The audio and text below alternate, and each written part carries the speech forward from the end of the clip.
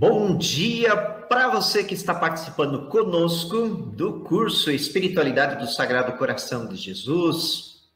Uma alegria entrarmos na nossa quarta aula, findarmos os elementos da terceira e entrarmos na quarta. Por uma breve reflexão, palavras de Madre Clélia. Prostremo-nos generosamente aos pés do crucificado e falemos-lhe não tanto das nossas cruzes, mas das cruzes dos nossos irmãos. Ofereçamos-lhe os nossos sofrimentos, sem medi-los nem enumerá-los, a fim de que, unindo-os ao dele, se transformem em moeda de resgate.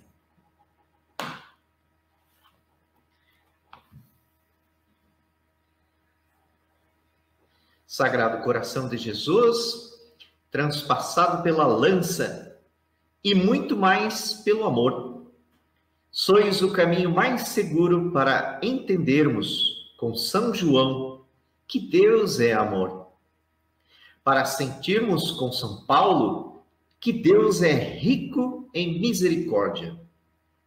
Em companhia de vossa Mãe admirável, de São João, vosso fiel discípulo, de Maria Madalena, arrependimento e amor sincero, e de outras piedosas mulheres, queremos também nós, ao pé da cruz, partilhar as vossas dores, para juntos testemunharmos vossa ressurreição. Sagrado Coração de Jesus, ajudai-nos a crescer no amor e na ternura para com todos os nossos irmãos e irmãs, de preferência, os mais pobres e esquecidos. Amém. Bem-aventurada Clélia Merloni, rogai por nós. Sagrado Coração de Jesus, confio e espero em vós. Recordamos algumas informações importantes. Nós temos sempre colocado no ambiente virtual do Padlet informações, aquelas que vão por e-mail e outras tantas. Então, semanalmente, acesse, verifique, aproveite e não esqueça de que já temos lá a biografia básica. Dentro da biografia ampla, nós temos o que está em vermelho que deve ser lido. Já disponibilizamos os textos do Teologia Cordis. Vá lendo, vá estudando, vá aprofundando, porque isso é importante para este nosso curso. Ok? Depois teremos mais uma proposta, mais uma atividade, uma sugestão também que possa nos ajudar a fortalecer as sínteses que fazemos deste curso que estamos participando. Nós temos como praxe convidar alguém para partilhar conosco suas percepções sobre a última aula. E hoje nós temos a alegria de ter o Emerson de Birigui. Vai falar conosco das suas percepções. Bom dia, padre, professor. Vamos lá. Primeiro, agradecer a oportunidade do curso, essa possibilidade de ampliar, de conhecer mais sobre a espiritualidade do coração de Jesus. Da terceira aula, o que me chama muito a atenção, falava com o César agora, é a questão, né, trazida por João e analisada a partir dos textos dele, de que Cristo não esperava, né, ser traído pelo apóstolo. Ele já tinha assumido a questão dessa sina dele de se entregar e ele não precisaria ser traído pelos apóstolos. Mostra essa decepção que muitas vezes nós nos decepcionamos todos os dias e desistimos. E ele não, ele teve essa decepção, mas mantém-se firme, porque existe um propósito maior nessa traição, nessa morte do próprio Cristo e nessa vida eterna que ele nos dá a partir de então, certo? Um outro aspecto que me chamou a atenção também é de que Jesus assume como agenda profecias que são antecessoras a ele, né? Ele assume no sentido de faz valer todas essas faz dar sentido e mostra o quanto ele é conectado com essa palavra e quanto nós, muitas vezes, não nos conectamos com a palavra, não nos conectamos com o que a Bíblia traz para nós, certo? E como inspiração, né, vem esse desejo da aproximação, do conhecer esse coração que está aberto para cada um de nós, que é humano, um Cristo 100% humano e 100% divino. 100% humano, menos o pecado, e 100% divino, nos acolhe e eterno. E ele nos vem sobretudo, com o propósito de nos dar exemplo dessa possibilidade de fazer aqui, né? O senhor não usou essa palavra, mas eu posso usar, permito, peço licença, de fazer aqui o próprio reino do céu, né? Ele entrega o seu espírito, ele entrega essa possibilidade para nós. E ainda falando com o César, né? Essa ideia de o Pai envia o Filho e o Filho nos deixa o Espírito Santo. Acho que é isso, em linhas bem gerais, bem resumidas, né? Entender um pouquinho mais do coração de Jesus a partir do apóstolo João faz realmente dar um tom de autoridade e de certeza, porque ele mesmo foi aquele que ouviu do próprio Cristo, que era o Verbo encarnado, certo? Então ele legitima isso. Eu ouvi, não foi dito para mim, eu ouvi, certo? Acho que é isso. Tchau, tchau. Muito bem, meu caro. Obrigado pela sua participação, foi excelente. E, Padre Marcial, a gente também, um bom dia para você, a gente também conversou sobre outros tantos elementos importantes. Foi uma aula muito rica, estes são os destaques do Emerson de Birigui. E tantos outros elementos que tocaram. Sobretudo, houve muitas reverberações das instâncias de discernimento, né? Povo, a palavra e a relação com o Pai, né? Isso, muitas pessoas comentaram que isso foi bastante marcante e ajuda-nos a perceber que nós também, na nossa humanidade, podemos trilhar os passos de Jesus, né? Nosso coração passar por essas instâncias e no cultivo da espiritualidade a gente fazer as experiências que Jesus fez, abertos à ação do Espírito Santo e nos tornarmos conformes ao próprio Jesus, como São Paulo dizia, né? Então, seja bem-vindo. Bom dia a todos e todas. Obrigado, César, pela memória e parabéns para o Emerson, né? E na pessoa do Emerson, para todos vocês que estão acompanhando essa formação. Quando o Emerson fazia aquela síntese, né, com 3 aspectos que ele abordou de modo bem integrado, eu fiquei pensando assim, eu quero ter um aluno igual esse, porque foi uma assimilação muito bonita, né? E eu queria até fazer, então, um lembrete, né, de alguns fundamentos que a gente viu, muito breve, para depois já ir para o tema de hoje. O lembrete é que a espiritualidade do coração de Jesus, quando aprofundada, lida nas suas fontes, não é? Refletida e acolhida também no coração como um projeto de vida, não só na inteligência, mas no coração, não é? Que as duas juntas façam da gente mais parecidos com ele, com Jesus. Mas essa espiritualidade, ela é tão cristocêntrica, tão bíblica, que é uma cristologia. Cristologia é como a gente chama o tratado da teologia sistemática, da teologia mais assim clássica, que desenvolve os grandes temas da pessoa e da obra de Jesus, né? Que é o núcleo, praticamente, de toda a teologia. Mas como Jesus é o Filho e é Cristo ungido, o Emerson mesmo apontou, tem uma dimensão trinitária. Só se fala de Jesus referido ao Pai e ao Espírito Santo e à humanidade que ele assume. Não se dá para fazer cristologia de qualidade isolando Jesus das suas relações, da sua missão, que fazem parte do mistério pascal, né? Ou seja, sua encarnação, morte e ressurreição. Ele que é o verbo, a palavra, o logos, como diz João em grego, assumiu 33 anos de vida física, humana, corporal, e dali nunca mais nos abandonou, de modo que mesmo sendo o ressuscitado, de corpo glorioso, entronizado à direita de Deus, com ele está a nossa humanidade.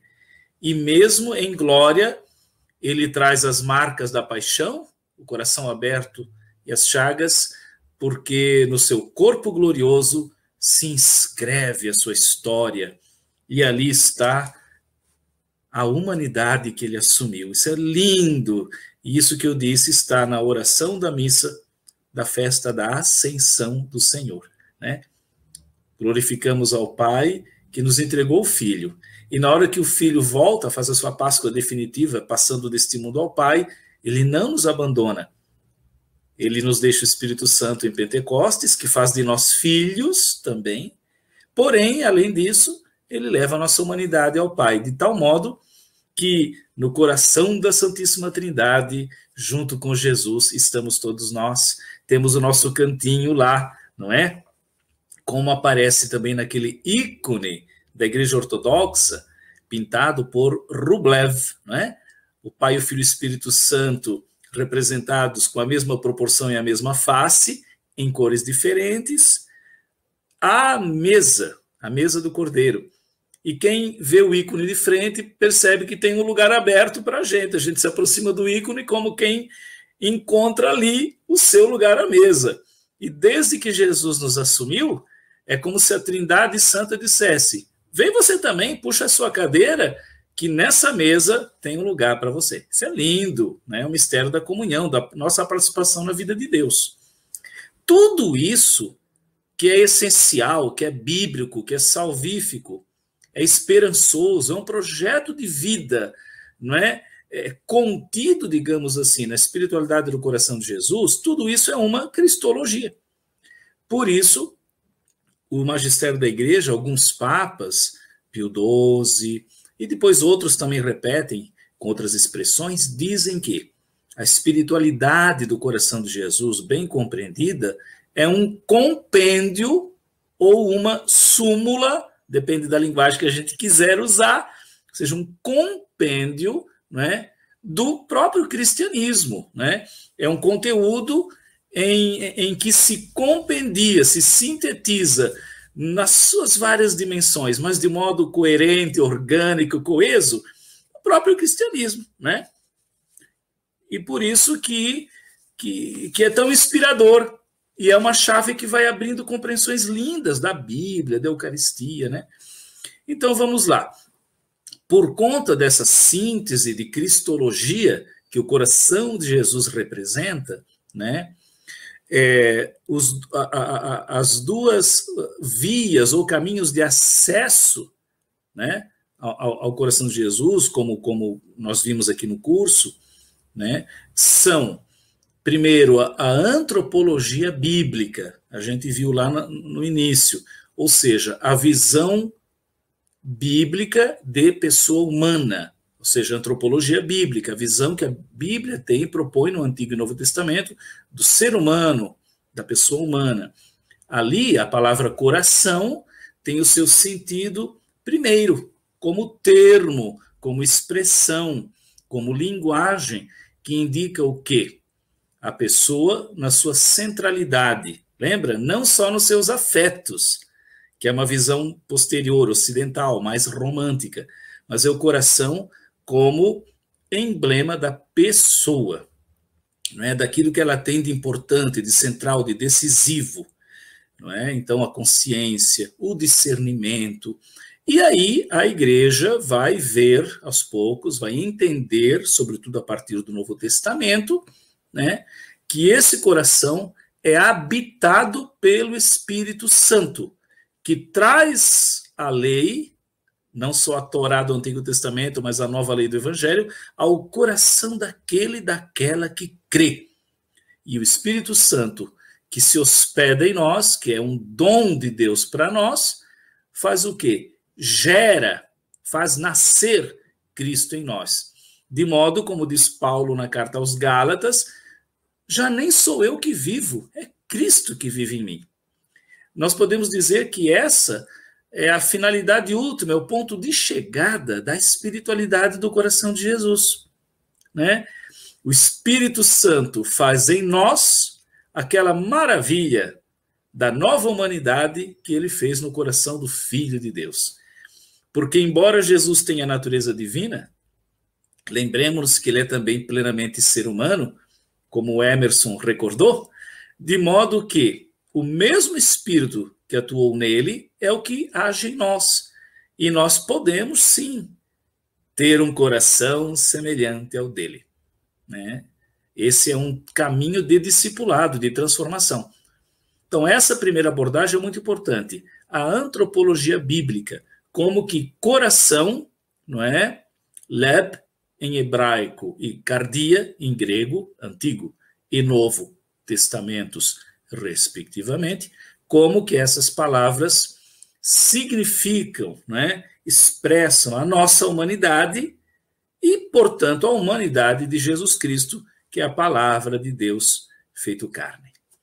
A outra via de acesso, outra chave para abrir o coração de Jesus, além da antropologia bíblica, são, não é, as passagens do Antigo e Novo Testamento que compõem, né, que formam, que esboçam, a gente pode dizer, a agenda messiânica de Jesus, né? Ou seja, aqueles textos que Jesus mesmo indica ter lido, ter encontrado e assumido como seu programa de vida.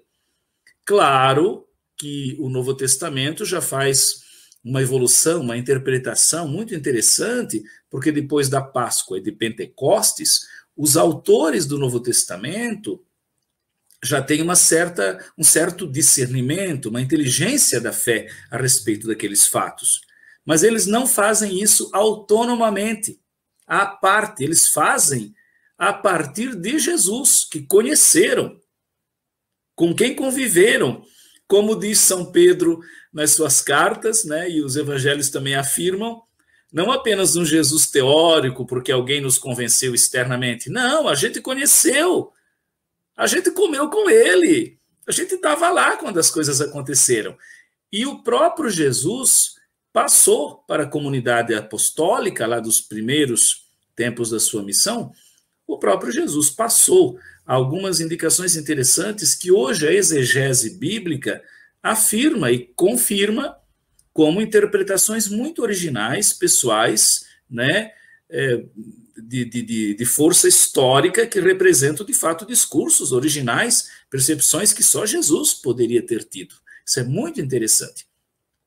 E aí nós chegamos na aula de hoje, né, encerrando a número 3, entrando na aula número 4, porque são conexas, os temas naturalmente se desenrolam, que é justamente a chamada, o convite, o apelo de João Evangelista, no capítulo 19, olharão aquele que transpassaram, e ele insiste como um testemunho de algo muito significativo, a gente já vai ver o texto, né? Por quê? Porque aí esta chamada, esse convite do evangelista, João, se torna, ou melhor, abre o segundo caminho de acesso ao mistério do coração do Senhor, que se revela, se mostra não só na antropologia bíblica, no sentido de coração, enquanto expressão da pessoa, mas na obra salvadora que Jesus cumpre enquanto Messias, em hebraico, Moshiach, né? E em grego, Christos. A gente fala Jesus, o Messias, que significa Jesus, o ungido de Deus, Mashiach, de onde vem Messias, ou Jesus Cristo, simplesmente, que tem exatamente este sentido. Christos, ungido, em hebraico, Mashiach, o ungido, né? Então é muito interessante.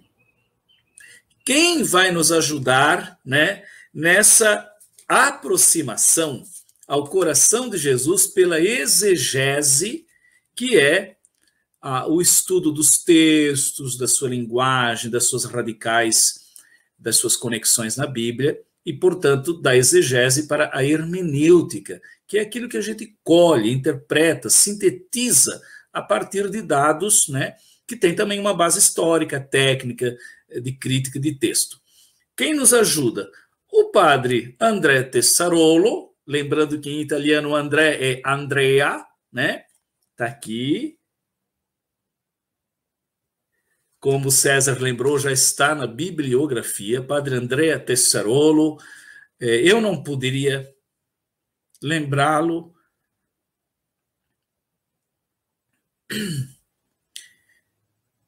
sem me emocionar.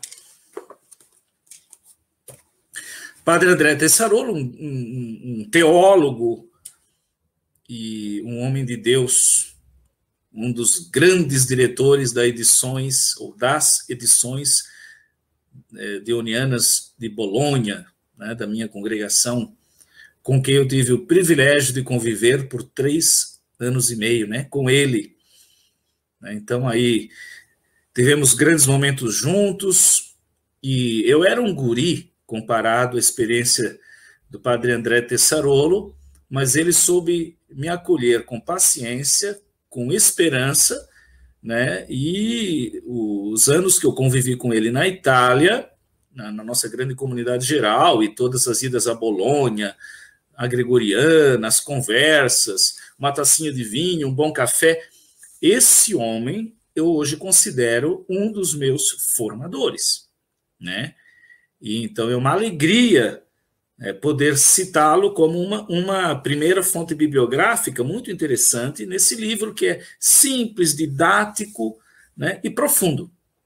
E é um tesouro publicado, né, na sua primeira edição brasileira pela editora, né, aí do Centro Universitário Sagrado. O segundo autor, que talvez seja o mais importante dos autores de exegese mesmo, de estudo dos textos bíblicos, sobretudo de João, é Ignace de la Poterie. É um nome francês e a gente fala assim, fica até chique, né? Ignace de la Poterie. Em português, traduzindo o nome dele, é Inácio do Oleiro. De la Poterie é aquele que trabalha com olaria, é o lugar onde se fazem potes, né? Então, esse livro aqui, Ignace de la Poterie, né? O mistério do coração transpassado. O mistério do coração transpassado, fundamentos bíblicos da espiritualidade do coração de Jesus. É exatamente o que a gente vai ver. Muito do que está aqui já está sintetizado nos nossos slides, no material que você vai receber.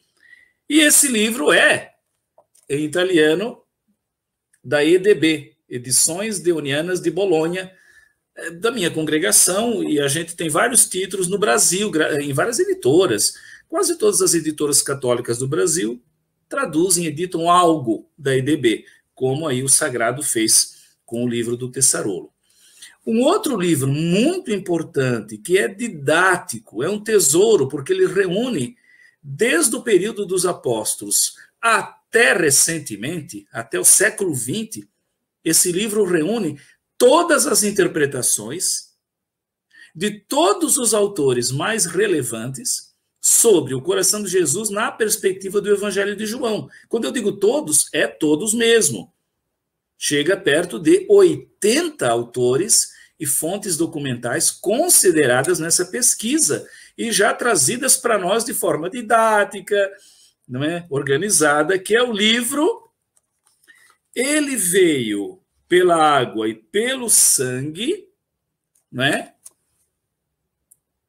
Ele veio pela água e pelo sangue, né? De seu lado aberto jorrou sangue e água, não é? Mas aqui é tirada da primeira carta de João, onde João cita isso, porém partindo da água, água e sangue, né?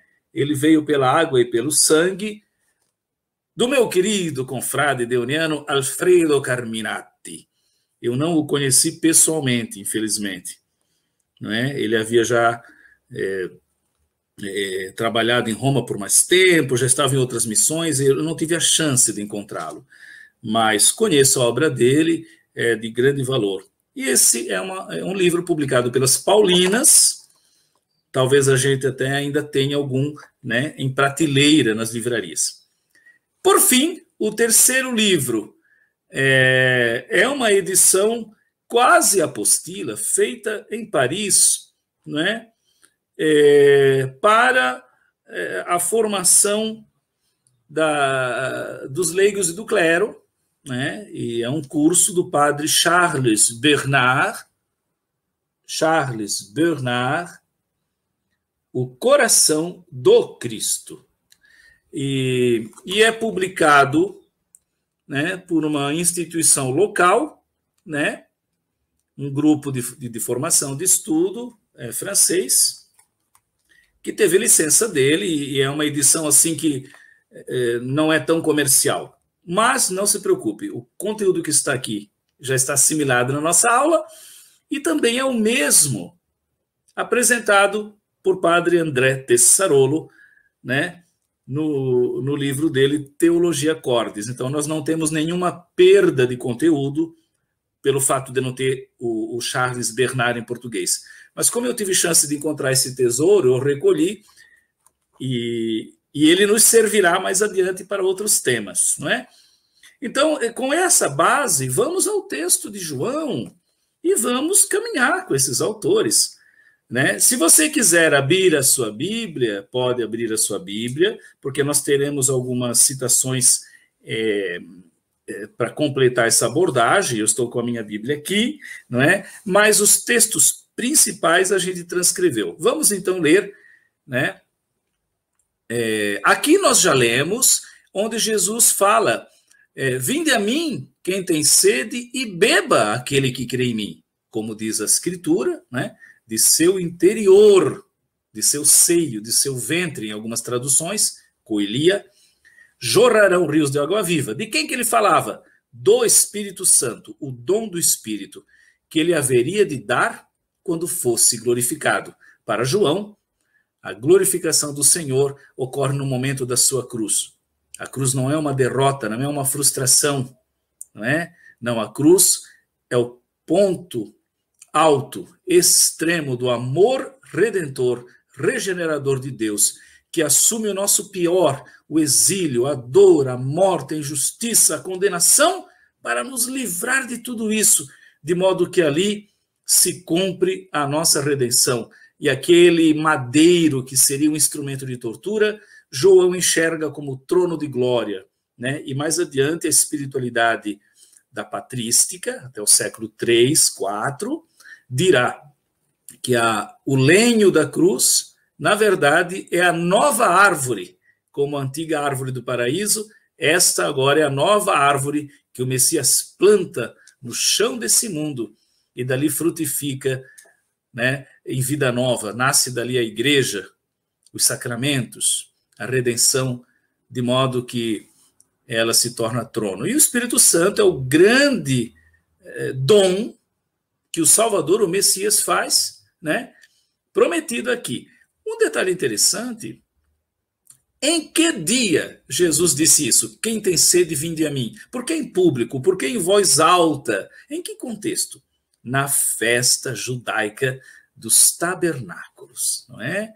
Na festa judaica dos tabernáculos, também dita festa das tendas, que os judeus recordavam o tempo em que atravessaram o deserto, e cada família fazia uma pequena tenda perto da entrada, no quintal, na varanda da casa, e jantavam ali com bênçãos e hinos e salmos, dizendo: nós somos o povo peregrino, estamos em tendas, o Senhor nos visita. Nesse percurso, atravessando o deserto, que a festa das tendas recordava, não é? Nesse percurso, Moisés, com o seu cajado, ele toca a rocha e ali sai água. Lembram? Né? O povo tinha sede. E Deus disse: ergue o teu cajado, fere a rocha. E dali saiu água. É assim que está também nos Salmos e outros textos judaicos. Nesse dia da festa dos tabernáculos, portanto, era muito valorizada a água. E os judeus usavam águas para purificação do templo, das pessoas. E enquanto elas caminhavam pelas ruas de Jerusalém, entre o templo e a casa, levando água, que era muito preciosa, não se desperdiçava de modo algum. né? Nesse momento, levando água, que fazia parte do rito, na festa dos tabernáculos, ou das tendas. Nesse momento, Jesus em público, vendo aquilo, é inspirado pelo Espírito Santo e percebe que aquela celebração judaica também faz parte do seu projeto. E ele se vê figurado ali. Então ele grita em alta voz, diz o texto que de fato foi em alta voz: olha, quem tem sede, vinde a mim e beba aquele que crê em mim. E a água que eu vou dar, né, jorrará para a vida eterna. Ora, essa água é o Espírito Santo. Isso em João 7. Um pouquinho antes, em João capítulo 4, isso reaparece. Ou melhor, apareceu antes, né, porque é no 4. Quando a samaritana está lá na beira do poço e Jesus diz, praticamente ele diz, eu estou com sede, você me dá um pouco da água? Vejam, tenho sede, me dá de beber. É uma frase que vai voltar na cruz. Olha que coisa, como João pega esses fios e vai costurando a narrativa. É uma coisa maravilhosa, reveladora. E a samaritana fica naquele conversê, desconversê, né, como diz o mineiro, para fugir do assunto, porque Jesus acaba tocando na vida dela também. Tem um determinado momento da conversa em que Jesus diz assim para ela: mulher, se tu conhecesses o dom de Deus e quem é que te fala, tu me pedirias água viva. Ora, é uma coisa um pouco enigmática. Jesus diz para ela: se tu conhecesses o dom de Deus, o que é? O quem é? É o Espírito Santo. Está velado no texto. Mas o dom de Deus que jorra em nós para a vida eterna e sacia a sede, e a sede que Jesus fala aqui não é a sede física, mas é a sede da revelação, ou seja, a sede da palavra de Deus. A palavra de Deus era comparada, desculpem, a uma torrente, né? A um grande oásis que desseta, né? Ou seja, que mata a sede do povo de Deus peregrino. Então, o Espírito Santo faz jorrar no coração do crente, daquele que crê, daquela que crê, né, a revelação. Ou seja, não é mais uma palavra dada de fora, embora permaneça o ministério da igreja, os sinais, né, a liturgia, mas é um convencimento a partir de dentro, porque o próprio Espírito Santo vai fazer no coração daquela mulher e no nosso o que Jesus estava tentando fazer no diálogo, né? Então, se tu conhecesses o dom de Deus, ou seja, se tu conhecesses o Espírito Santo, e conhecer em João não é um conhecer intelectivo, de noção, de explicação. Não. Conhecer significa receber algo e fazer a experiência, né? O Jesus diz para ela, mais ou menos assim: mulher, quando tu fizeres a experiência do Espírito Santo, vírgula, que eu hei de dar, etc, etc, como está em João 7:37, né? Quando tu tiveres a experiência do Espírito Santo, saberás que eu sou o Messias, eu que te falo, e essa voz não virá mais de fora, tu terás no teu coração a revelação e a fonte que jorra para sempre, né? Então aí o convite dele, se tu conhecesses o dom de Deus e quem é que te fala, esse convite se realiza depois para todos na morte e ressurreição de Jesus. E fica aí para nós o mesmo convite. Então, não há dúvida nenhuma que em João, a água que jorra, o manancial, a torrente ou a água viva, todas essas expressões significam o Espírito Santo, como dom, como dádiva, que jorra do próprio Deus e se derrama no coração, na mente, na vida daqueles que creem. Isso é muito claro. Eu já expliquei, é bom repetir, que em Lucas, o Espírito Santo e o Pentecostes privilegiam o símbolo do fogo. Já em João, o Espírito Santo e o Pentecostes de João privilegiam o símbolo da água. São duas abordagens diferentes do mesmo Espírito Santo. Vamos adiante, vamos para o próximo texto. Né? Agora a gente pode aumentar, porque a gente vai ler e prestar atenção aqui onde eu assinalei em vermelho. quando será que se realiza aquela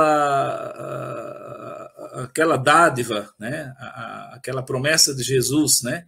Quem tem sede, vinde a mim, do seu interior jorrarão rios de água viva. Isso se realiza agora, nesse evangelho, um pouco adiante do 7, quando Jesus, sobre a cruz, né, em João 19, vive essa experiência que nós vamos ler. Do versículo 28 ao 37 é o texto completo. Jesus, então, foi crucificado, está sobre a cruz, ladeado, né, pelos 2 ladrões, no alto do Calvário, e aí temos esta cena. Em seguida, né, sendo crucificado, Jesus diz, mulheres, o teu filho, entre Maria e João. João, ele diz, né, João, eis a tua mãe. Né? Então, aí em seguida, sabendo Jesus que tudo estava consumado, para se cumprir plenamente a Escritura, ele disse, tenho sede. Olha aí, mais uma vez, tenho sede. A mesma expressão de João, capítulo 4, quando ele disse para a samaritana, você não me dá da sua água, é praticamente o mesmo sentido, não é? E lá ele se referia ao Espírito, ele usou o pretexto para falar do Espírito. Aqui tenho sede. João está nos dando um sinal aqui. Havia ali, perto da cruz, com soldados romanos, né? Eu vou continuar lendo, pode aumentar. Obrigado, César. É que está ali no texto. Havia ali, perto dos soldados, né, que cuidavam da crucificação, havia ali um vaso, ou um jarro, que o vaso aqui é o recipiente, cheio de vinagre. A palavra aqui não é exatamente vinagre, é uma mistura azeda. Há uma possibilidade dessa mistura azeda ser um tipo de droga, não é? Ou um tipo de remédio, né? Ou uma mistura que os soldados romanos usavam para os crucificados beberem, por conta da dor, né? Por conta da agonia de não respirar pendurados ali e o peso do corpo. Então, nós não temos certeza, mas a palavra original grega indica algo semelhante, não é? Os soldados, então, encheram com esse composto, com esse líquido, no texto a gente traduz por vinagre, encheram uma esponja, embeberam uma esponja, provavelmente de tecido, né? Não tinha plástico, pegaram ali um tecido, ou talvez até uma esponja vegetal, porque havia também, embeberam ela com esse líquido, e já que Jesus disse, tenho sede, fixaram-na numa vara de isopo, o que é muito interessante. Uma vara de isopo é uma vara longa, e o isopo é uma erva que era usada também para purificar as águas, para aspersão, tem um sentido, portanto, litúrgico, né, um sentido misterioso, isso aí. Ergueram por uma vara de isopo até a sua boca, né, de modo que Jesus sorveu um pouco daquilo que era possível, ou pelo menos secou, molhou os lábios, né? E aí é claro que tudo isso que é fato, ter sede, estar na cruz, João interpreta profeticamente, fazendo uma leitura teológica, salvadora, né? Daquilo que era fato, porque factualmente é um desespero. Jesus foi traído, está sofrendo imerecidamente. Houve um complô de um grupinho de sumos sacerdotes, não é todo o povo judeu, mas um grupo, por medo de uma represália romana, militar, armada, prefere entregar Jesus, né?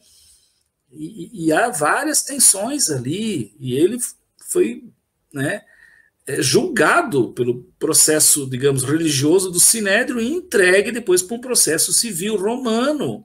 Jesus não era cidadão romano, sequer tinha essa inserção, ele era de uma comunidade dominada pelo Império, então ele morre do modo mais atroz. Gente, a morte de cruz, não vou nem me estender, mas ela é horrível. As pessoas podiam levar até 4 dias para morrer. Ela vai perdendo sangue, né? Ela é pendurada diretamente com pregos, às vezes com ajuda de corda ou não, e na medida que ela não consegue mais se manter numa posição que permita respirar, ela cede, os braços ficam super erguidos, aqui rasga, todas as conjunturas se rasgam, é uma dor horrível, assinante, e a pessoa não suporta mais o próprio peso, ela cai, isso aqui se rasga, não quebra os ossos, se desconjunta. Os nervos se rasgam, se desconjunta, e o peso do corpo com o braço erguido não permite o músculo do pulmão respirar, e a pessoa morre por asfixia. E isso leva muito tempo, né? Dependendo da força física da pessoa, da sua estrutura. Outra coisa, as pessoas eram crucificadas quase ao rés do chão, para que os cães, os lobos, as hienas que passassem onde estivessem eles, mordessem, comessem. Então era uma coisa horrível. Não vou me estender, mas para o pensamento judaico, isso está no Talmud, está em outras literaturas judaicas, a morte de cruz é a pior maldição, a pior vergonha, ignomínia, né? Como se diz no português clássico do latim, ignomínia, ignominioso,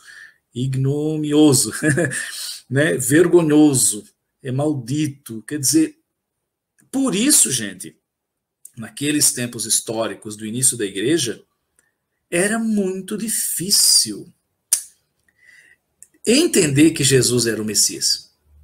Porque não havia ainda uma teologia robusta, consolidada, de interpretar o Messias como servo sofredor. Havia, mas não era consenso. Naquele momento histórico, a maioria das pessoas esperava o Messias rei, descendente de Davi, que recuperasse o poder, que pegasse espada, expulsasse os romanos, purificasse o templo, julgasse os corruptos, ou seja, por isso talvez Judas, que era de um grupo de guerrilha, provocou a traição achando que Jesus fosse reagir, talvez fosse, né? Até combinado com Pedro, eu traio o homem, tu pega a espada, Jesus reage, que está muito mole, vamos ver se o mestre reage, esse reino vem de vez, nós queremos participar, né? E o projeto messiânico de Jesus não era um reinado meramente histórico durante um período de dominação romana. Jesus falava do projeto de um reino que era histórico e transhistórico, que deveria atingir todas as gerações até nós, senão ele seria mais um personagem da história romana e o cristianismo iria acabar por ali, né? Mas não foi, está até agora. Então, Jesus via as coisas profeticamente. Então, é triste. Como Jesus já havia sofrido, né, uma perda de sangue na oração no Getsêmani, também já havia sofrido uma violenta flagelação. Né? Flávio Joséfo e outras fontes da época contam algumas flagelações violentas. A gente pode ter uma imagem do que foi com Jesus. Era violenta. E se o homem do sudário de Turim for Jesus, lá nós temos provas físicas dessa violência. Então, talvez por isso, Jesus não suportou 2 dias, 3 dias sobre a cruz, mas morreu mais rápido do que o comum, porque o percurso o debilitou extremamente, né? Toda a flagelação anterior, todo esse percurso. Vamos voltar ao texto, né? Então, a gente tem uma situação dramática, os apóstolos fogem, só um grupinho fica ali de mulheres, Maria Madalena, a mãe de Jesus e o João, e aí continua, né? Tendo Jesus tomado desse vinagre, ele disse, está feito. Né? Em latim, consumatum est. Está realizado, está cumprido.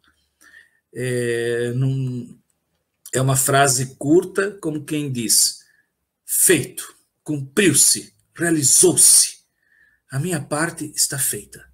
Jesus fala da sua missão, não fala da sua pessoa, do seu mistério, que continua, ainda vai ressuscitar, né? Mas fala da sua entrega. Nesse momento, a sua entrega está feita, está cumprida. O que virá daqui para frente? O que será? Vamos ver? Não sei. A sua entrega está cumprida. Uma vez entregue, o Pai o ressuscita, porque o Pai quer a entrega de Jesus. Não quer a sua morte, quer a sua doação. E por conta dele ter se entregue de fato, por consequência disso, vai ao extremo da cruz. Mas Deus entregou o seu Filho para nos dar a salvação. Quem o crucificou fomos nós e nossos pecados, né? Por isso o Pai o ressuscita. Ele já fez a obra dele, então agora volta para a casa do Pai, glorioso, né? Bom, Jesus disse tudo está consumado, o que significa a sua consciência histórica naquele momento de dizer, o que eu tinha para fazer eu fiz. Não reservei nada. Não guardei nada, tudo eu entreguei. Tudo eu entreguei. E aí ele dá o último dom, né? Justamente, ele diz tudo está consumado e o verbo entregar aparece na frase seguinte, inclinou a cabeça e entregou o Espírito. Essa frase é maravilhosa, é forte, é dramática. O verbo entregou o Espírito dessa frase, o versículo 30 de João 19, é exatamente o mesmo verbo de João, no capítulo 3, versículo 16, quando diz, o Pai tanto amou o mundo que entregou o seu Filho. É o mesmo verbo.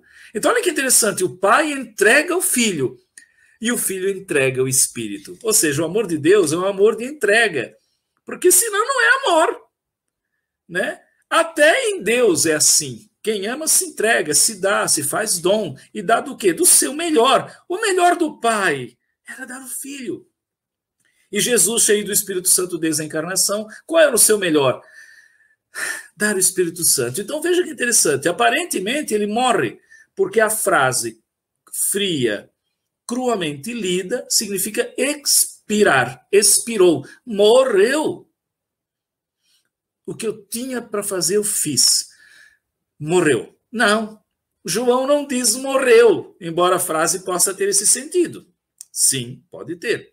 Mas João escolhe o verbo entregar no sentido de dom, como antes no capítulo 3, e diz uma coisa interessante. Não diz morreu, diz entregou o Espírito e coloca, né, no nominativo, aqui seria objeto direto, mas dá um destaque muito interessante. O grego diz paredoken to pneuma. Entregou o Espírito. Aí João diz, pá, agora está acontecendo aquilo que ele prometeu, o dom de Deus que ele falou para a samaritana. Não é? E haveria de dar o Espírito quando fosse glorificado. Ali veio aquela luz, não é?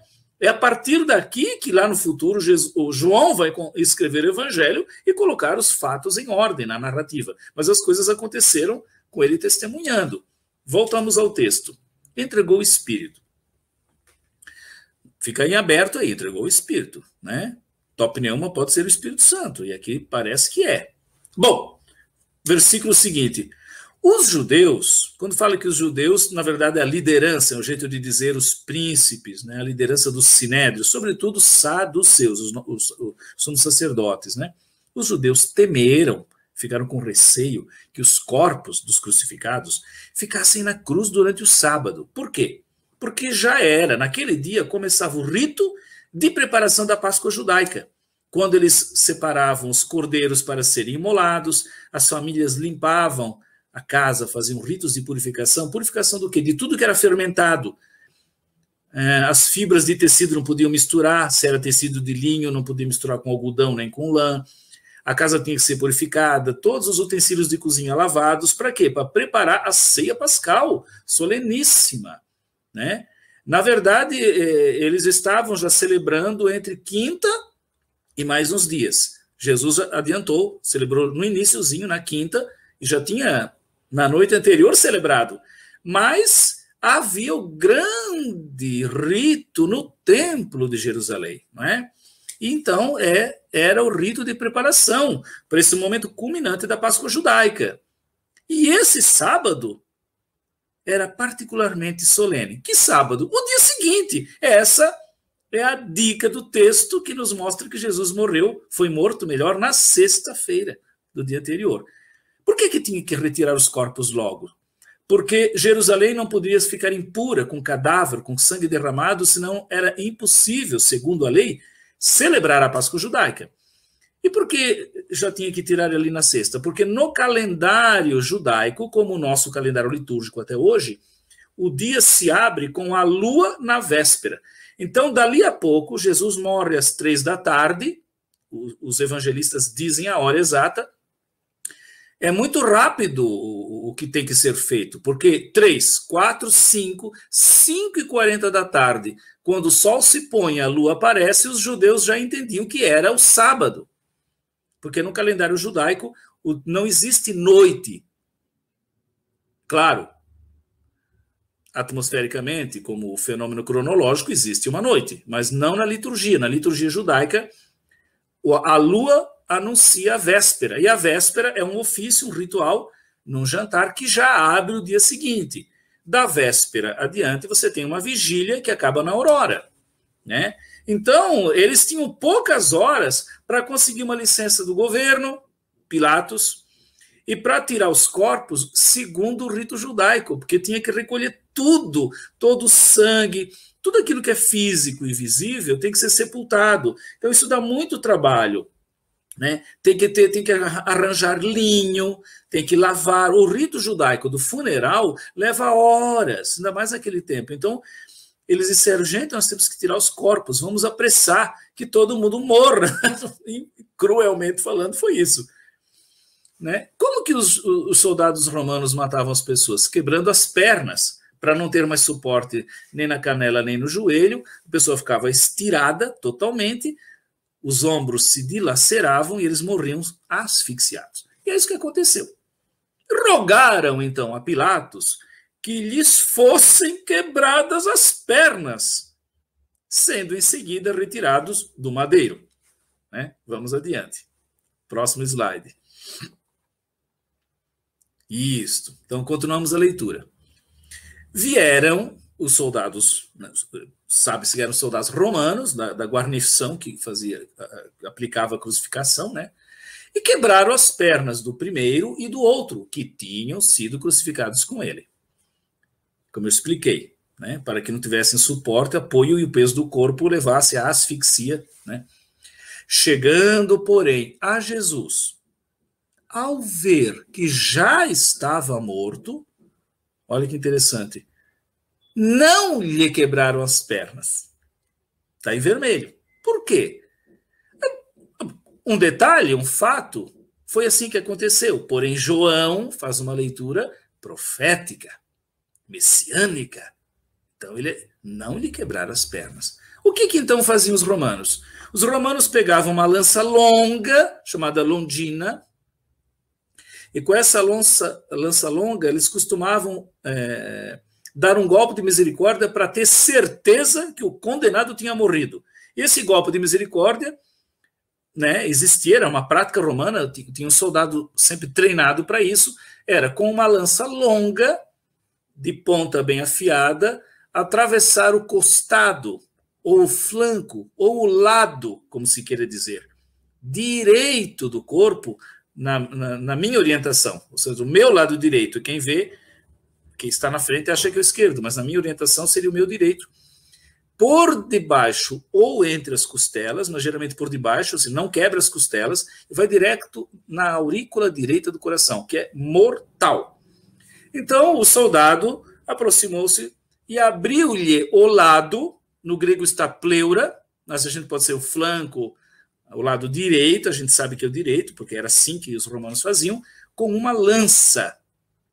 E imediatamente saiu sangue e água. Hoje a gente sabe que é um fato clínico, né? O alto estresse que Jesus passou, né, esgotou, né, o sangue e fica reservado no coração, né, um pouco do sangue antes de se coagular, né, com fleuma, né, que é um tipo de soro, né, que provavelmente se acumula ali pelo estresse e pela reação do corpo durante a agonia da crucificação. Né? Então, isso é um fato clínico. Não tem como inventar. né? É um fato clínico e, claro, não daria para provar agora, porque a gente teria que crucificar uma pessoa e repetir tudo para ver se é assim, mas a fisiologia, a medicina sabe que é uma possibilidade clínica. João não era médico, não tinha como inventar, ele viu. Isso é um fato clínico possível, ele viu, ele anota, ele memoriza e ele interpreta profeticamente. O que ele interpreta? Vamos continuar no texto. Imediatamente saiu sangue e água, né? O resto do sangue que estava ali no interior do coração, antes que se coagule, porque depois vem o rigor da morte e tudo para, e a água, que provavelmente, né, é todo esse soro, esse plasma, né, que está ali, e isso não diz, olha, desculpe que parece que eu estou sendo assim, tipo um médico, não técnico, mas são detalhes que estão no texto, se estão no texto, então vamos lá. Não, João não diz com certeza que saiu sangue e água separadamente. Há interpretações de que tenham saído junto, que esborrifou para fora, né, de modo que eu encontrei na literatura antiga, da Igreja Oriental, do século III, interpretações que acham que saiu junto, mas que era percebido, né, na sua composição, porque, né, esborrifou com golpe, né? Então, dava para perceber de algum modo. Isso é um fato clínico, é uma prática romana, triste.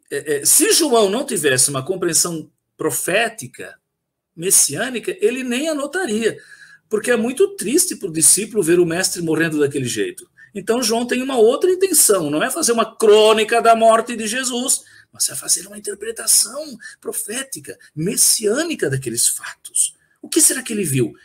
Ele viu muita coisa, que é o que a gente agora vai começar a interpretar. E ele diz em seguida, ele mostra que isso era importante para ele com esse testemunho. O que foi aquele, é pessoal, aquele que foi testemunha desse fato o atesta. Está falando dele mesmo. Eu que vi, comprovo, né? O seu testemunho é digno de fé. E ele sabe que diz a verdade. Ele testemunha, ele atesta, ele diz a verdade. Olha como ele insiste, para que vós também acrediteis, ou para que vós creiais. Então, a gente fica muito curioso. O que ele enxergou nesse fato para fazer, já em seguida, um testemunho tão veemente? Ele está chamando a atenção. Não é um fato qualquer. Não é a crônica de uma morte. Mas é a realização de um projeto. Ele viu algo mais do que um mero condenado, um rebelde judeu traído pelo próprio grupo, né, e que convinha ser morto pelos contextos históricos de então. Ele viu algo mais e ele começou aqui a abrir a interpretação. O que ele diz no final? Tudo isso aconteceu para se cumprir as profecias. E o que está nas profecias? Primeiro, nenhum dos seus ossos será quebrado. E eu acrescentei, isso é Êxodo, livro do Êxodo, capítulo 12, versículo 47. Não está assim anotado em João, né? Eu acrescentei, porque essa é a frase da escritura que ele cita, exatamente. E aí ele pula do Êxodo para Zacarias e diz, e ainda outra passagem, olharão para aquele que transpassaram. E eu anotei Zacarias 12, 10, que também não está em João, eu fiz essa anotação, né? Mas é esta a citação. Pergunto aqui, né, César, como estamos no nosso horário, para o pequeno intervalo. Ótimo, Marcel, vamos parar 10 minutinhos para as pessoas descansarem. Você foi muito amigo em não interromper, porque né, é um tópico que evolui, a gente fecha então agora. Então perfeito. Vamos aí para 10 minutos, nosso intervalo, 10 a 15 minutinhos, depois a gente volta e a gente vai abrir janelas no texto de João, né? Quais janelas? Essas que o próprio evangelista nos oferece, que são as referências bíblicas, proféticas e da Torá, da lei judaica, que ele usou como lente para ver na transfixão do Senhor algo além do que apenas o dramático evento de um condenado sendo morto pelos romanos. O que será que ele viu? Daqui a pouco a gente volta e vamos continuar mais adiante com o nosso querido evangelista João, o discípulo do coração de Jesus.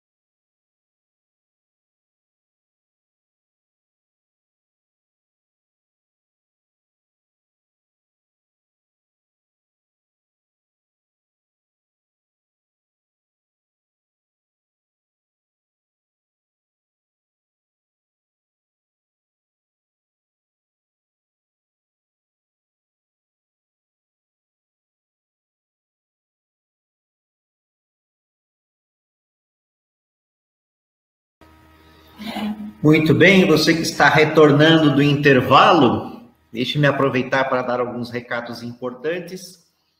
Então, neste sábado 25 de setembro, a partir das 8 horas da manhã, nós teremos uma romaria virtual à Aparecida. Então, dedique este tempo bonito para nossa querida mãe Maria. Será um momento assim, bem significativo. Nós teremos um momento marial contemplando as obras de Blas Servin, do Caminho do Rosário, uma construção para a meditação dos mistérios do Rosário. Ficou muito bonita esta obra. E as unidades educativas construíram orações marianas a partir dos textos marianos da Bíblia, ok? Na sequência, nós teremos um diálogo com o irmão Afonso Murad, este teólogo, irmão marista, e ele vai dialogar conosco, online, sobre amar com o coração de Jesus e de Maria. Então, será uma mensagem bonita, vocês poderão interagir em tempo real com ele. E finalizaremos com algumas orações em alguns pontos do santuário. É claro que, infelizmente, a pandemia limitou bastante as participações, mas nós construímos virtualmente a possibilidade desta oração. E finalizaremos convidando as pessoas para participarem em uma das missas do santuário neste dia. Essas celebrações que são transmitidas pela TV Aparecida, com bastante profundidade, beleza, né? E de forma que a gente também alimente a nossa esperança, encontre, faça essa comunhão espiritual com todo o povo de Deus. Segundo recado que eu quero lhes dar, é um convite que eu farei para que nós aprofundemos estas temáticas que estamos estudando.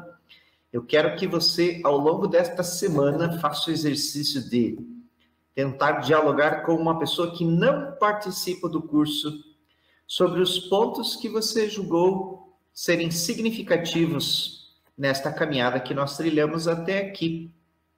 Pode ser um ponto, pode ser alguns pontos, mas dedique este tempo de diálogo. Olha, estou participando de um curso sobre a espiritualidade do Sagrado Coração de Jesus e quero falar para você alguns elementos que me chamaram a atenção. Este exercício de nós dialogarmos com alguém, organizarmos o nosso discurso, nos ajuda a fortalecer as aprendizagens. É isto que a neurociência nos ensina. Então, estamos completando agora 1/3 de caminhada do curso. Este é um bom momento para este movimento de síntese, né? E aí você, num diálogo bem acolhedor, escolha uma pessoa ou algumas pessoas e expresse para elas verbalmente os elementos que lhe tocaram, que lhe chamaram a atenção. Então, isto vai fortalecer o seu aprendizado, sem dúvida alguma. Passo a palavra novamente aqui para o Padre Marcial. A palavra é sua, Padre Marcial.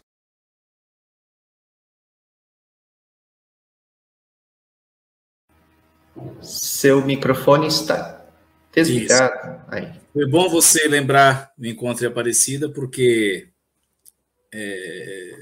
uma das representações de Jesus em Aparecida é exatamente inspirada em João capítulo 19, os versículos que estamos lendo, já vou mostrar aqui nas fotos. Vamos então para o próximo slide. O próximo slide é um esquema que nos ajuda a interpretar o texto de João. Ou seja, João mesmo abre janelas no texto para que a gente compreenda o que ele está dizendo. Olha que interessante. A exegese, ou seja, o estudo crítico, literário das escrituras, que ajuda a fazer interpretações com mais segurança, né? Porque devemos ser honestos com os textos, percebendo o que eles dizem e os alcances do que eles dizem. A exegese, e aqui a exegese científica, né, de análise de texto mesmo, ela descobre uma sequência de 3 versículos, ali o 28, o 30 e o 34, e cada versículo tem um par de afirmações. É muito interessante, e isso está muito claro no texto. Quem faz essa tabela é Ignace de la Poterie, né? Inácio, esse grande exegeta francês, cuja obra eu indiquei no início, né? Que se chama O Mistério do Coração Transpassado, o livro, em italiano. Ele mostra no texto, e de fato está lá, o primeiro par de afirmações é no versículo 28. Primeira afirmação, sabendo Jesus que tudo estava consumado, e a segunda, que faz par, tenho sede. O segundo par de afirmações é o versículo 30. Primeira afirmação, está consumado. Aí é Jesus que fala, entre aspas, portanto. A segunda, entregou o Espírito. O terceiro versículo, que tem também um par de afirmações, é o 34, que traz para nós sangue e depois água. A exegese colocou esses 3 pares de afirmação em tabela, por versículo, e você nota que a primeira parte das afirmações, tudo estava consumado, está consumado, arremata-se com sangue, o sinal do sangue. E a segunda parte das afirmações desses pares diz, tenho sede, entregou o Espírito, né? E acaba com água. Vejam que coisa interessante, isso está no texto, isso aqui não é uma invenção por criatividade, é o tipo de análise textual que se faz, e essa é a conclusão a que chegaram os exegetas, os biblistas. Olha que interessante, a primeira parte fala da obra consumada por Jesus, que é o Filho, trinitariamente é o Filho. A segunda parte das afirmações aponta para a obra que o Espírito Santo está inaugurando. Ou seja, a obra terrena, salvadora de Jesus aqui, ele está consumando. Mas, ao mesmo tempo que Jesus consuma nesse mundo, né, a sua obra, ele aponta para o Espírito que está inaugurando a obra, portanto, a missão do Espírito depois da glorificação de Jesus. Então é muito interessante. Quando Jesus diz tudo está consumado, ele está expressando que cumpriu plenamente a entrega, né, que o Pai lhe pediu pela salvação da humanidade e do mundo. E não é o ponto final. Por quê? Porque na mesma dupla de afirmações, Jesus sinaliza um futuro. Daqui à frente, o primeiro grande dom que eu darei, pedirei ao Pai, o Paráclito, que procede do Pai, e o darei a vocês. E aí você tem as promessas do Espírito, que estão lá no capítulo 16 de João, quando Jesus, mirando mais à frente a sua morte e ressurreição, já diz para os apóstolos, não vos deixarei sós, mas enviarei um seguinte Consolador, que ele é o primeiro Consolador, mas tem um seguinte, que é o Espírito Santo. Então, olha, o esquema é muito claro, é muito interessante. Tudo está consumado, a obra do Filho, repete, ele mesmo diz está consumado, e o sinal do sangue é o sinal da redenção, que ali se cumpre, chega ao seu momento alto, e a graça da redenção se estende, obviamente, através dos tempos até chegar a nós. Mas por que se tudo está consumado, Jesus diz tenho sede? A exegese entende que João está dando ali um sinal, uma pista de que Jesus tem sede do quê? Sede do Espírito Santo, enquanto dom. Ele expressa a própria igreja, a própria humanidade sedenta do Espírito Santo. Ou seja, não adianta só, né? Não é que não adianta, tem efeito, mas não é só para dar a vida e redimir que Jesus veio. Uma vez o Filho, consumada a sua obra de redenção, Jesus mesmo disse, ele não fica morto, a coisa não acaba ali, ele ressuscita para que aqueles que foram remidos também recebam o Espírito Santo como ele. Então você tem ali um nexo entre a Páscoa e Pentecostes, na mesma ação salvadora de Deus. Jesus cumpre a redenção, vai até o extremo do seu amor, dá a vida. e já anuncia. Agora quem entra em ação é o Espírito Santo. O Espírito Santo, obviamente, estava no mundo, estava nas pessoas, estava nos corações. Mas Jesus está falando aqui de uma obra específica do Espírito Santo enquanto dom aos que creem, que só depois da Páscoa poderia acontecer, segundo Lucas, né? Em João é imediatamente. Da cruz ele já dá o Espírito. E ele diz, tenho sede, ou seja, eu desejo que isso aconteça. Para isso eu me entreguei. Então, essa perspectiva que está em síntese, Páscoa e Pentecostes juntos ali na glorificação de Jesus, essa síntese é típica de João. Não está nos outros evangelistas. E por isso nós dizemos que existe um Pentecostes joanino, próprio do Evangelho de João, numa síntese. É uma síntese que une os fatos num único evento, a glorificação de Jesus na cruz, e por isso não é uma síntese cronológica, de dia após dia, como está em Lucas. Em João nós temos uma síntese escatológica, ou se a gente quiser, sacramental. Olha que interessante, né? Então, tudo está consumado pelo derramamento do sangue. Fechou a primeira parte das afirmações. E tenho sede corresponde à água que jorra. Se tenho sede, como é que se supera a sede? Pela água. Então, um esquema muito interessante, estão nos mesmos versículos. Logo, nesta cena do coração melhor, porque olha que interessante, eu falei coração, mas a palavra coração não está no texto. Como será que a gente chegou desse texto ao coração? Já vamos ver. Então, a primeira parte das afirmações aponta para a redenção. Jesus é o Cordeiro Pascal. A segunda parte das afirmações, que se concentra no símbolo da água, aponta para Pentecostes. O Espírito Santo é o dom pascal. As duas coisas fazem parte do mistério pascal, da morte e ressurreição de Jesus, né? Só que para João, a ressurreição não é uma cronologia. Sim, ele vai ressuscitar, mas o Espírito Santo já vem. Porque na hora que o Filho consuma tudo e a sua entrega definitiva é realizada, o Pai já inaugura o tempo do Espírito. E aí se cumpre o que estava na Escritura. Vamos ver o que estava na Escritura. Eu vou lembrar os textos aqui.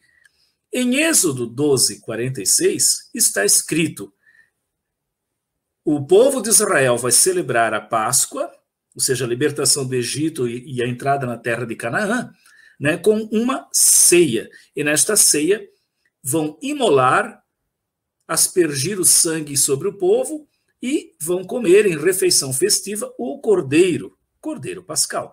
Ora, em João 12, 46 está escrito: deverão assá-lo inteiro, nenhum osso deverá ser quebrado. É justamente o que João nos indica, né? Os soldados romanos deram um golpe de lança por verem que já estava morto e não quebraram nenhum osso de Jesus. Isso está em Êxodo 12, versículo 47. Isso volta, né, no Salmo 34, 21, não é? Que é um dos salmos que prefigura a paixão de Jesus como Cordeiro da Nova Aliança. E isso está de novo no próprio João, no seu capítulo 1, versículo 29, quando o João Batista, aponta para Jesus e diz: eis o Cordeiro de Deus, olha, esse aí é o Cordeiro de Deus. Então, no início do Evangelho, no capítulo 1, João já nos dá a chave de leitura do que virá mais à frente. Como eu falei, os fatos aconteceram de forma objetiva, dentro de contextos históricos, dos limites do tempo. Mas João, né, assistido pelo Espírito Santo, com certeza, pós-Pentecostes, maduro, né, ele vai escrever o seu evangelho posteriormente, e aí vem para nós essa riqueza de uma redação posterior, interpretada, já amparada, digamos assim, né, por outros evangelhos sinóticos, que permitiu a João uma camada de interpretação da vida de Jesus elaborada, com detalhes simbólicos, coesa, coerente, inspiradora, que é essa aí, é muito interessante. Então aí temos, então, de fato, a redenção se cumpriu. Mas ao mesmo tempo que cumpre a redenção e o dom do sangue é dado, né, significa que é o Cordeiro imolado que derramou sangue pela redenção de muitos, está na Eucaristia, meu sangue, tomai e bebei, é o meu sangue dado pela redenção de muitos. Temos também os símbolos do Espírito. Nesse mesmo momento, abre-se o templo do Espírito Santo, que vai fazer em nós o que fez com Jesus. E é já. Então está ali. Entregou o Espírito, e isso é simbolizado na água. A água é o Espírito. Então esse Espírito é o primeiro grande dom de Jesus para a igreja. A igreja recebe o Espírito do Cristo glorificado na cruz, e dali adiante a igreja vai viver todo o evangelho que Jesus ensinou. Os sacramentos, inclusive, vêm depois, porque sem o dom do Espírito, nada vai funcionar, né? Só depois do dom do Espírito é que a igreja vai ter, de fato, a força, a consolação de celebrar os mistérios da fé, de batizar, celebrar a ceia depois. Então, veja, Zacarias 12:10 fala de que no dia do Senhor vai jorrar uma fonte em Jerusalém, né? E dessa fonte, com essa fonte, Deus vai borrifar, aspergir uma água que purifica o povo. E não é? Aliás, eu vou pegar aqui o texto, porque é tanta citação que eu não quero errar. Zacarias 12, né? Vamos lá para Zacarias 12. Porque são várias citações e eu não quero aqui me confundir. Zacarias 12, né? 10. Zacarias 12, 10. Porque no 13:1 volta a fonte. Zacarias 12, 10. Isso. Derramarei sobre a casa de Davi e os cidadãos de Jerusalém um espírito de perdão e de misericórdia, e eles olharão para mim, olharão por aquele que transpassaram. Eu não estava enganado, fala de fato da fonte, mas junta os dois temas de João 19, a fonte e o transpassado. Olha que interessante, né? Olha que interessante. Derramarei sobre a casa de Davi, né? E aí é a geração de Davi sobre os reis, o reinado. Jesus é descendente de Davi. E os cidadãos de Jerusalém, como aconteceu no Calvário, derramarei um espírito de perdão e misericórdia. É uma fonte. Mas em vez de derramar água, diz o profeta Zacarias, derramarei um espírito. Olha, logo a água é o espírito. Por quê? Porque o verbo derramar, né, tem esse sentido líquido, de aspergir, derramar, fluir. Um espírito de perdão e misericórdia, que lindo. E o povo, e naquele dia, olharão para aquele que eles transpassaram. Que lindo, né? É exatamente o que está em João. Vamos lá. João 4:10 é a citação que eu comentei. Jesus disse para a samaritana praticamente a mesma coisa, tenho sede, né? Mas na forma me dê de beber. E ele diz ali para ela, se você conhecesse o dom de Deus e quem é que te fala. E no final diz, eu vou te dar água viva e ela vai borbulhar em você eternamente. Símbolo do Espírito. E isso é confirmado em João 7, 37 e 39, que nós já lemos na aula anterior. Vinde a mim, vós que estáis com sede. E beba aquele que crê em mim. Como está na Escritura, aí tem que ver em que Escritura está isso. De seu seio jorrarão rios de água viva. Está aí, né? Nessas Escrituras proféticas. Então é muito interessante. Nessa cena, não aparece a palavra coração. Essa é uma observação interessante dos biblistas, dos estudiosos. Mas eles dizem o seguinte, se nós entendermos coração fisicamente, está no texto, porém velado. É a fonte de onde brotou sangue e água. Do ponto de vista fisiológico, isso vem do coração atingido pela lança. Embora a palavra não esteja. Então é o coração físico, digamos assim, o órgão corporal que estava ali na pessoa de Jesus sobre a cruz. Por outro lado, há também o elemento simbólico, hermenêutico, ou seja, o que era central para Jesus? O seu amor. De tal modo Deus amou o mundo, né? E o Evangelho repete o tempo todo, amai-vos. Jesus insiste, esse é o meu novo mandamento em João, não tem maior amor do que aquele que dá vida. Ah, tá, é evidente que nesse momento João está celebrando o amor redentor, salvador de Jesus, o ungido de Deus. De tal modo que tanto o coração físico quanto o coração, como emblema do amor, estão, sim, presentes no texto. Não estão na escrita, na redação escrita, porém estão no contexto, nas imagens sugeridas, não é? E na interpretação que dá, né, uma unidade de sentido a essa revelação de João capítulo 19. Vamos para o próximo quadro. Né? Então agora vamos dar uma olhada a outras referências, e eu convido você, depois aqui do nosso encontro, a retomar isso, ver na Bíblia, né? Porque são textos luminosos. Então nós temos aí que essa cena do lado aberto de onde jorra o sangue e a água tem outras referências bíblicas. Vamos lá. Uma primeira referência, a fonte que brota à direita do altar no templo de Jerusalém. As suas águas purificam o povo. Para quê? Para perdoar os pecados e renovar a aliança. Isso era visto nas profecias de Ezequiel 47. No capítulo 3 de Joel, isso se repete, os dois falam de uma fonte que brota do lado direito do altar, não é?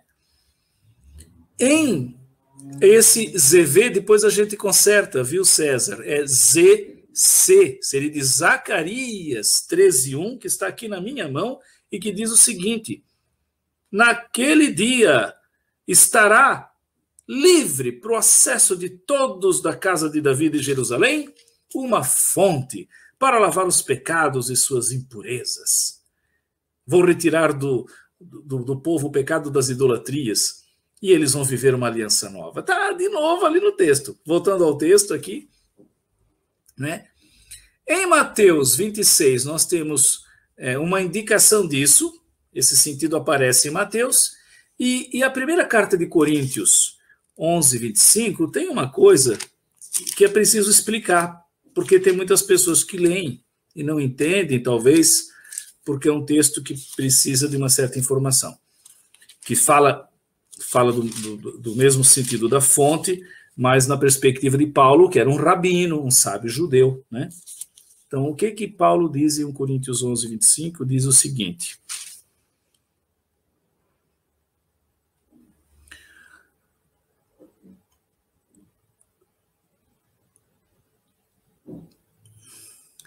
aliás, 1 Coríntios 11:25 é depois que eu vou tratar ali embaixo desse texto enigmático. Já este texto aqui é o texto da Eucaristia mesmo, né? 1 Coríntios 11:25 é o primeiro testemunho o primeiro testemunho eucarístico de todo o Novo Testamento. Olha que interessante. Paulo não era dos 12 apóstolos, ele veio depois. Paulo não conviveu com Jesus, nunca viu Jesus em vida. E Paulo também não estava no cenáculo e não testemunhou nada. Tudo que Paulo ensinou a partir de Jesus, ou foi experiência dele de fato, mas é o Jesus testemunhado pelos apóstolos, especialmente Pedro, Tiago e João. João é um dos testemunhas direto de Jesus para Paulo. Eu não sei se eu me enganei aqui com Pedro, mas é Paulo. Paulo não conheceu Jesus em vida, Paulo, né, não estava entre os 12, né, mas ele diz: eu recebi do Senhor o que os apóstolos me disseram. Naquela ceia, tomou o cálice e disse: bebam, este cálice é a nova aliança no meu sangue. E o Mateus, que está ali em paralelo, diz: bebam, é o sangue da aliança derramado para o perdão de muitos além de Israel, que em hebraico significa todos, quer dizer, é o perdão para todos, né? Então é muito interessante Então, a fonte é o Espírito Santo, porém, há também em Zacarias essa ideia de que essa fonte vai remir, vai lavar pecados. E isso apela para a Eucaristia.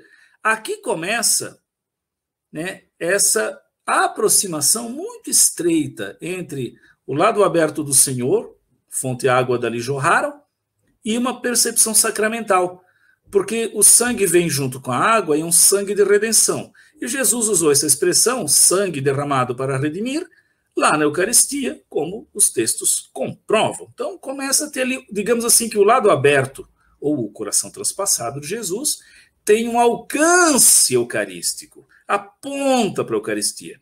Na Eucaristia nós encontramos justamente esse coração aberto, né? Vamos adiante. A fonte escatológica. O que é a fonte escatológica? Escatologia é o remate, o cumprimento, a plenitude do reino de Deus que Deus reserva para nós. É diferente da ideia de escatologia no cinema, nos mitos, não. Escatologia, o escatom, é o definitivo.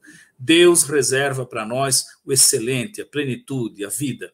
E isso se prefigura na caminhada de Israel, indicando que Jesus vai cumprir. E aí o dom se torna definitivo e nós participamos disso pela nossa fé, esperança e caridade. Então, os textos dizem que existe uma fonte escatológica do fim dos tempos, entendido como os tempos do Messias. Quando vier o Messias, quando vier o Salvador, essa fonte vai se abrir. Essa fonte é para o povo de Deus peregrino, que somos nós. E assim como Moisés bateu no rochedo e dali saiu água, o novo Moisés, que é o Messias, Jesus, portanto, né, nos dará da água viva. Essa água viva no Antigo Testamento significa a palavra de Deus, a Torá, que é a palavra de Deus escrita no Pentateuco, e no Novo Testamento essa palavra interior, que é escrita pelo Espírito Santo nos corações. Aí sim tem 1 Coríntios 10, 1-4, que é o texto enigmático que eu vou ler aqui. Diz assim: irmãos, eu não quero que ignoreis o seguinte.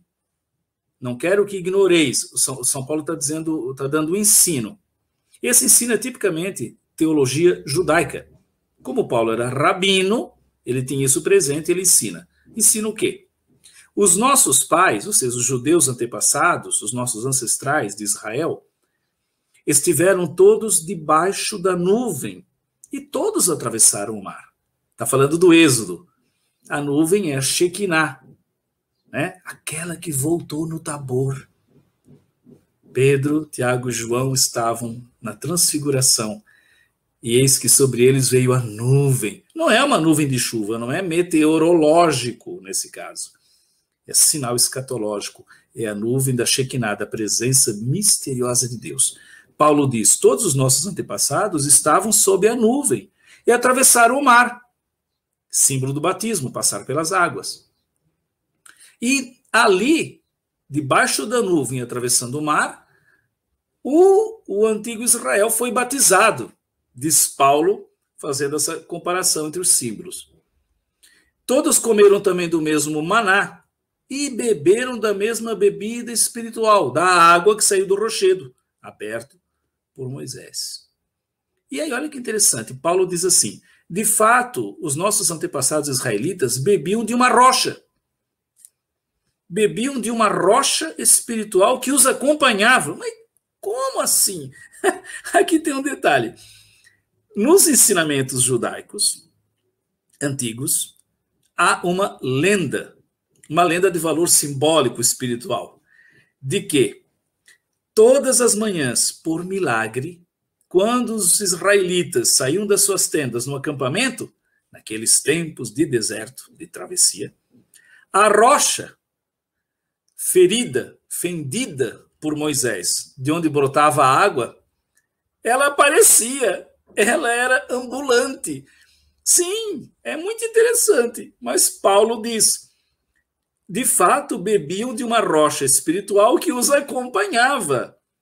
E aí Paulo diz, e essa rocha é Cristo. Lá, na primeira aliança com o primeiro Moisés, simbolizada no rochedo material.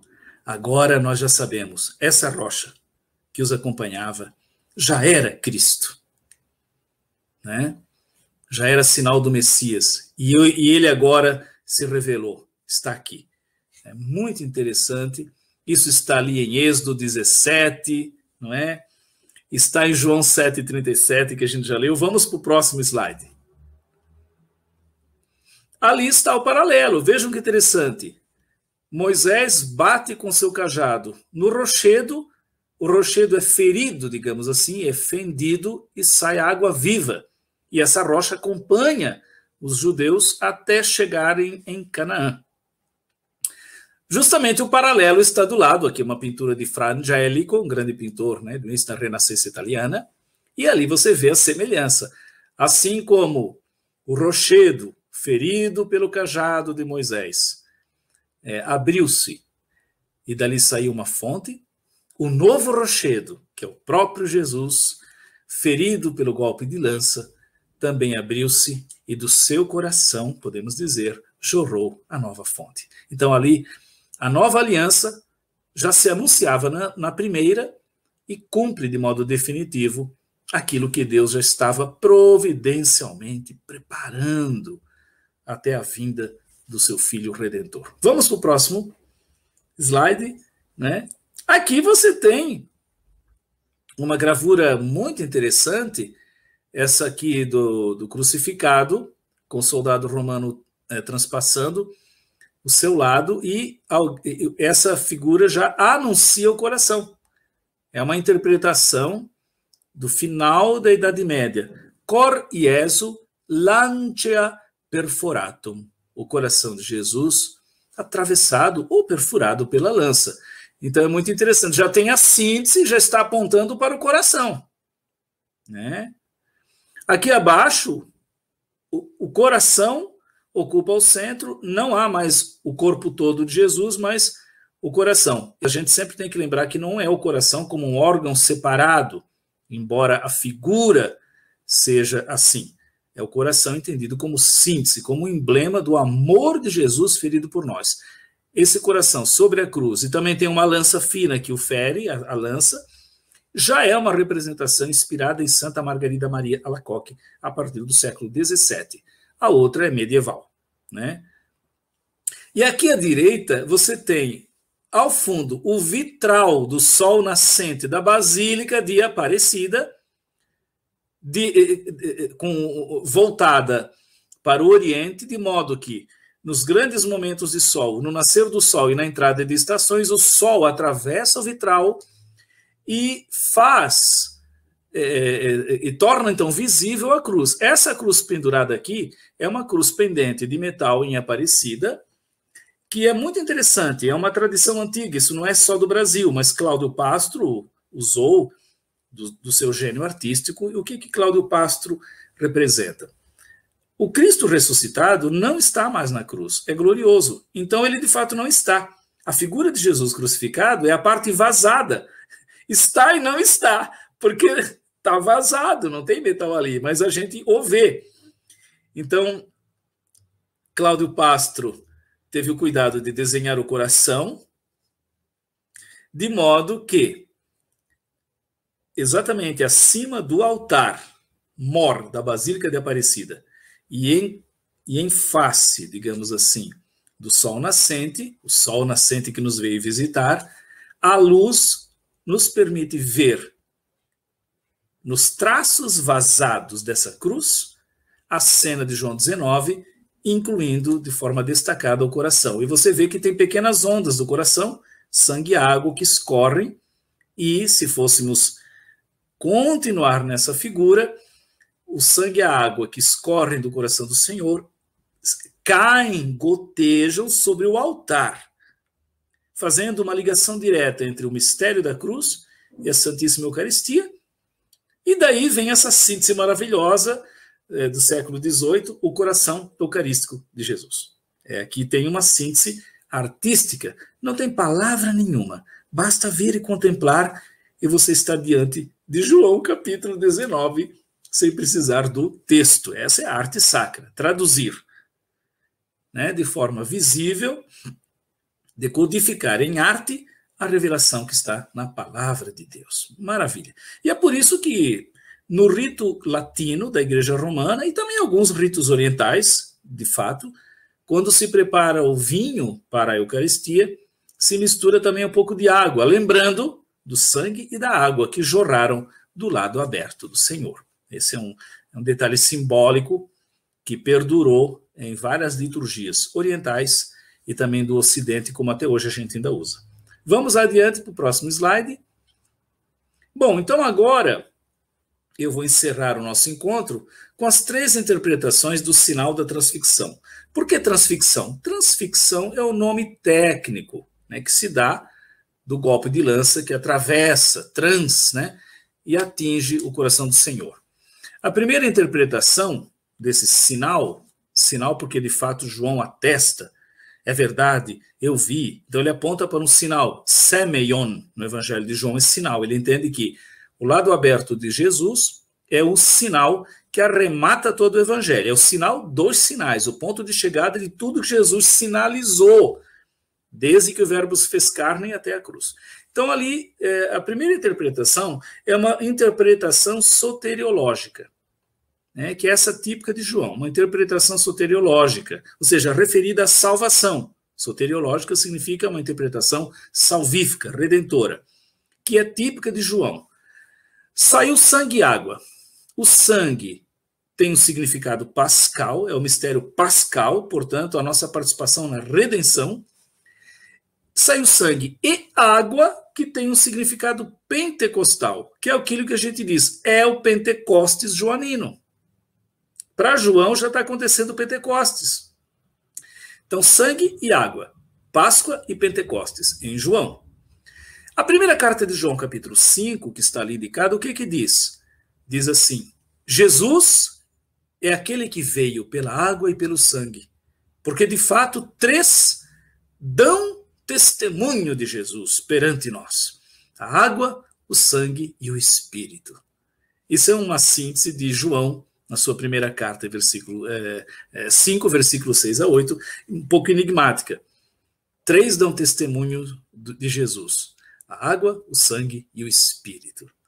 Né? Por quê? Porque ele está fazendo ali uma referência a João 19, ao Evangelho. Então, se você não lê João 19, você não entende o que ele quer dizer. Né? A água, a vida nova no Espírito Santo, o dom do Espírito. Né? O sangue, a redenção que nos justificou, regenerou. Uma vez regenerados, novas criaturas, restaurados, podemos participar plenamente da graça pelo Espírito. Então, Jesus cumpre a sua função, redime, o Espírito vem e continua a obra. Não é? Então, ali nós temos o sangue, a água e o Espírito juntos. Continuando, a próxima interpretação não é tanto ligada à salvação, mas à igreja. É uma interpretação eclesial, que diz o seguinte, ela é um pouquinho posterior, é ali do século 3 para 4, tá? É depois, não está claramente em João, mas João também não nega, ele sugere. É uma interpretação possível, que diz assim, como do lado de Adão, dormindo à sombra da antiga árvore, Adão que dormiu na árvore do paraíso, dali dele, do lado, nasceu Eva, do lado do novo Adão, adormecido junto à árvore da vida, que seria a cruz, nasceu a igreja. E a igreja é plasmada pela água e pelo sangue, porque a água e o sangue são os elementos que plasmam a criatura humana, que é regenerada. Então Jesus é o novo Adão. Adão, né?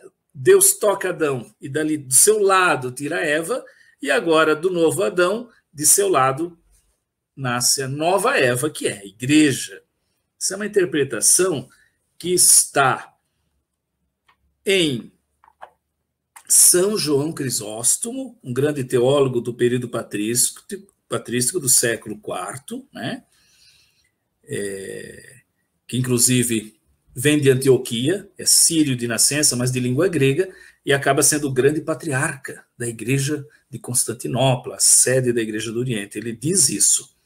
Também São Severiano, no iniciozinho do século V, 408, bispo de Gábala, São Severiano é latino, diz a mesma coisa. Né? Repetindo um pouco essas ideias, também Agostinho, em 420 mais ou menos, vai dizer comparar Jesus ali com... Não compara direto com o novo Adão, mas diz que do lado aberto do Cristo, com sangue e água, nascem os sacramentos. E os sacramentos geram, plasmam, digamos assim, a igreja. Então vamos para a próxima interpretação, que é a sacramental, né? Eu coloquei ali Lumen Gentium número 3, porque, de fato, a interpretação eclesial está assumida pelo Concílio Vaticano II, né? Que a igreja nasce do lado aberto. Aliás, o concílio já interpreta coração. Do coração de Cristo aberto na cruz, saiu sangue e água, ou seja, os sacramentos, e com os sacramentos nasce a igreja. Isso está assumido no concílio em relação à literatura patrística, que é uma interpretação de João XIX. A interpretação sacramental é mais explícita, referida aos meios de graça na igreja. Então, existe aí um significado eucarístico do sangue, redenção, remissão. De fato, Jesus disse, bebam todos, esse cálice é o cálice do meu sangue, derramado para a remissão. Então, o símbolo do sangue teria um sentido eucarístico, e a água teria um sentido batismal. A água regenera. Isso tem base em João, porque João 3,5 também diz: entram no reino de Deus aqueles que foram regenerados pela água e pelo Espírito, né? Nascer de novo pela água e pelo Espírito. Água e Espírito, nascer de novo, estava ali na cena do 19 de João, que é a água, né?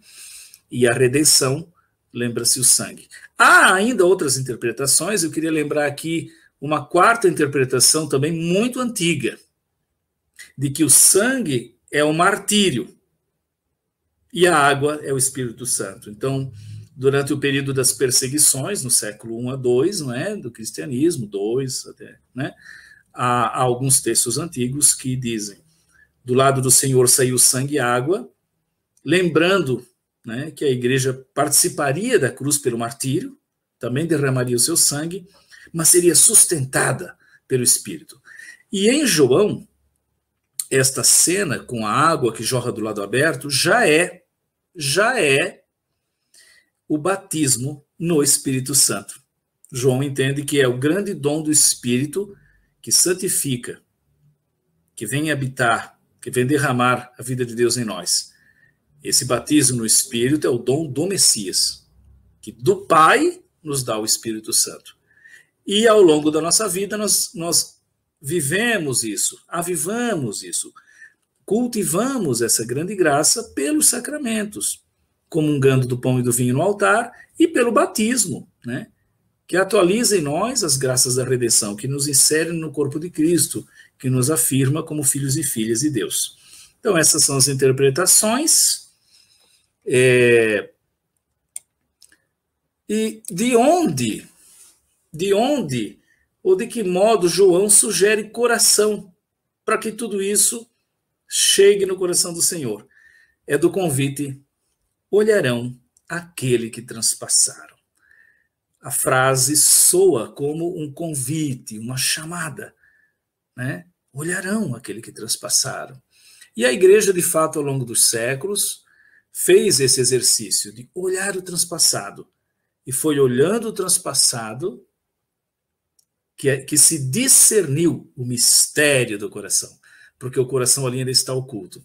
E aí nós temos dois grandes mestres, São Boaventura e depois São Bernardo de Claraval, que vão dizer a mesma frase, que é praticamente o seguinte: a ferida exterior nos revela a ferida interior. Ou seja, do lado aberto, visível, transpassado pela lança, nós conseguimos chegar no elemento invisível que não está ali dito, mas está presente. Na verdade, que é o amor de Deus, que na pessoa de Jesus se feriu por nós. Então aí, essa frase de João, olha, prestem atenção no transpassado, ela abriu todo o movimento, ela estimulou todo um exercício de leitura, de oração, de estudo do texto, e aí se faz a passagem da ferida externa da lança à ferida interior do coração. E aí nós temos, nessa passagem, séculos e séculos de interpretação, e a síntese, portanto, de São Boaventura e Bernardo de Claraval. E aí nós vamos acrescentando, por conta da contemplação do coração de Jesus, duas outras citações muito interessantes de Isaías, que voltam para arrematar esse estudo bíblico. E isso a gente vê na próxima aula. Obrigado aí pela sua atenção. Muito bem, Padre Marcial, muito obrigado por sua participação nesta manhã. Ficamos muito contentes. Obrigado a você que participou conosco desta aula. E lembrando que vale a pena você retomar os conteúdos, ler os textos que estão disponíveis no Padlet, acompanhar todas as propostas, de tal forma que este estudo também colabore para a nossa vivência, para o nosso aprofundamento espiritual. Padre Marcial, muito obrigado, um grande abraço. Pode concluir dando-nos a bênção, por gentileza? Sim. Nós pedimos, Pai de bondade, que revelastes o vosso infinito amor no coração transpassado do vosso Filho. Dai-nos nos aproximar com alegria desta fonte salvadora e receber do coração de Jesus a redenção e o Espírito Santo. Que Deus nos abençoe e nos guarde, em nome do Pai, do Filho e do Espírito Santo. Amém. Nos encontramos daqui uma semana. Muito bem, muito obrigado, Padre Marcial. E você que está nos acompanhando, não esqueça, está disponível aqui no chat ao lado a lista, o formulário de presença. Você clique neste link e preencha. Se você está inscrito no curso, para garantir a sua certificação, você deve preencher este formulário. Qualquer dúvida, qualquer observação, entre em contato conosco e a gente vai procurar resolver o que for nos solicitado dentro das nossas possibilidades. Um grande abraço para vocês. Tchau!